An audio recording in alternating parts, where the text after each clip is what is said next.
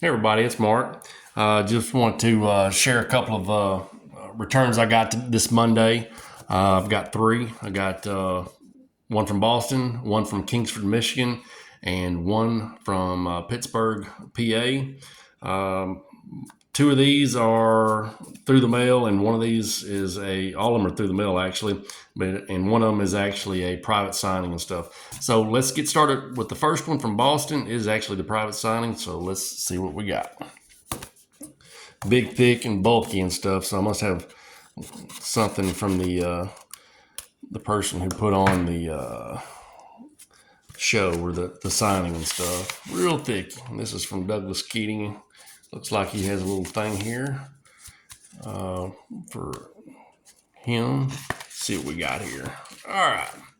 And this is a one Tony Armas 1985 tops.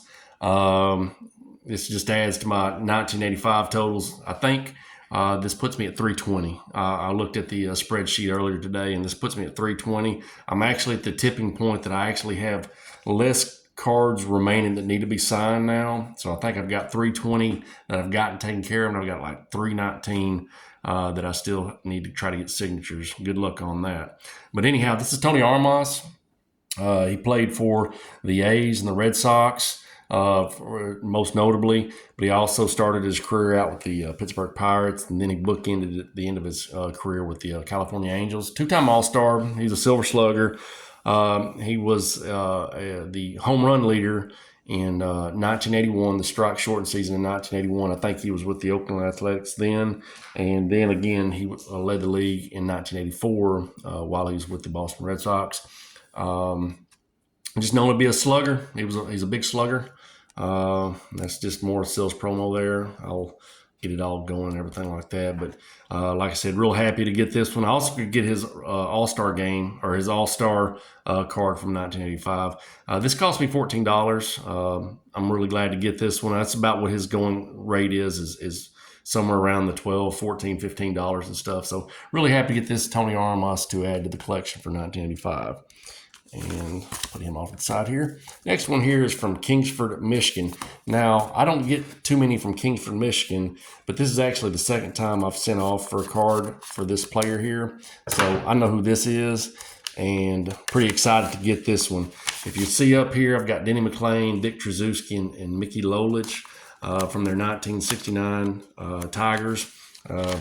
They were also the 68 World Series champions. So this right here is of John Hiller. John Hiller pitched for the Detroit Tigers from 1965 to 1980. He had a little break in the action in 1971 after suffering a heart attack at the age of 27. Very, very young to have a heart attack. But he came back, and he ended up becoming the comeback player of the year in 1973 and the fireman of the year, which went with the top relievers. That's something you don't hear anymore is the fireman of the year. You used to hear it all the time up until about the 80s or so, and then they kind of, I don't know, they did away with it or whatever the case may be. But he was also a member of the 68 World Series championship team and an All-Star in 1974. I think he had a career as both a starter and a reliever. He ended up winning 87 games, and he was saved 125 games and stuff. And see here, he's used as a spot starter and reliever. John set a record when he struck out 6 straight batters to start a game versus the Indians last year. So, and then he also said he rolled a 1-hitter versus the White Sox last August. So, very good one right there. Glad to join the rest of here. There's not too many Tigers left that are still alive, but there's one that I'm going to try to get when I get a chance, and that's going to be Willie Horton. Willie Horton is one of the few, and like I said, there's not very many. They just had one guy who passed away, but he hadn't been signed. I think it was Don Wirt and stuff. If you know anything about me, I'm a Tigers fan, so I was trying to get something for the 68 team. Denny McLain, he loads it up.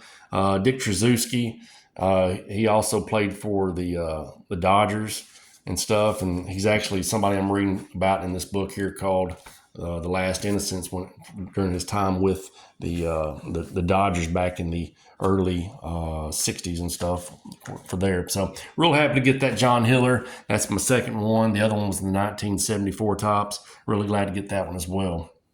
All right, let's finish it up here with this one from Pittsburgh real quick and see what we got from Pittsburgh.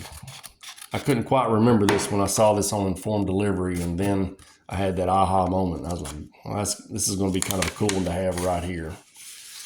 All right, and there it is right there. This is Roy Face. Roy Face is a 96 years young. He's 96 years young. This is, I believe, a 1963 Fleer baseball card. Fleer had a couple sets, I think in 62 and in 63. And this is when Topps kind of laid the law down saying you're not coming in here. And I think they smacked him with a lawsuit. And you didn't hear from Fleer or anybody else until like 1981. But I saw this at a card show. I knew that Mr. Face was still alive, and I thought, man, I gotta go get it and stuff like that, you know. And I like the vintage stuff. I really like, and this is my first card I like of the 63 Fleer that I have. So I'm really happy to have this card here. Really neat style. You look at some of the other ones of the other players and stuff like Sandy Koufax and whatnot. It's really a unique card, and it's unfortunate that Topps didn't have any competition back then and stuff like that. But anyhow, this is Roy Face. He pitched with the Pirates from 1953 to 1968. He also pitched on that 68 Tigers team for 2 games, but he just pitched on it for 2 games. I don't think he was any significant player or anything. Didn't make no playoff roster or anything like that. And then he finished up his career with the Montreal Expos. I think they were the expansion team back in 1969, pitching 44 games for them at the age of 41. Saved 191 games, and he won 104 games. So very reliable, tough. Give you a lot of innings, it sounds like, with those type of numbers and stuff. And also, he had a pretty good nickname called the Bullpen Baron. So really happy to get Roy Face at the age of 96 years young. He's not my oldest guy. I've got Bobby Shantz. Some of y'all may have Bobby Shantz. So, but you know, that's really cool to get the guys, and he's still writing, or he's still able to, you know, do his mail and everything like that. So it's really cool right there. All right, well, that's the mail. I want to share one more with you and pay a little respect to one of the guys that I'd gotten a couple years back, and that was Louis Tiant. Louis Tiant passed away today at the age of 83. I had this card. This wasn't the original card, but I had this card in my collection when I was a young kid, and I thought when I started getting this TTM stuff, I had to get this 71 again. This was his only season with the Twins. He's known for his time with the Red Sox, and you know, before that he was a really strong pitcher for the Cleveland Indians. 3-time All-Star, won 229 games. He won 2 games in the 75 World Series, one of the most memorable World Series of all time, with the Boston Red Sox and the Cincinnati Reds and the big red machine that was so tough back in those days. And he won 2 games against those. But just want to pay a little respect to Louis Tiant. This is a card from my childhood, and I was really I thought it was really cool to get this picture of this autograph of Tiant a couple years back and everything like that. So anyhow, folks, it's almost 9 minutes. That's a long video for me. I appreciate you watching, and hope to share some more returns as they come in. Y'all have a good night, and take care.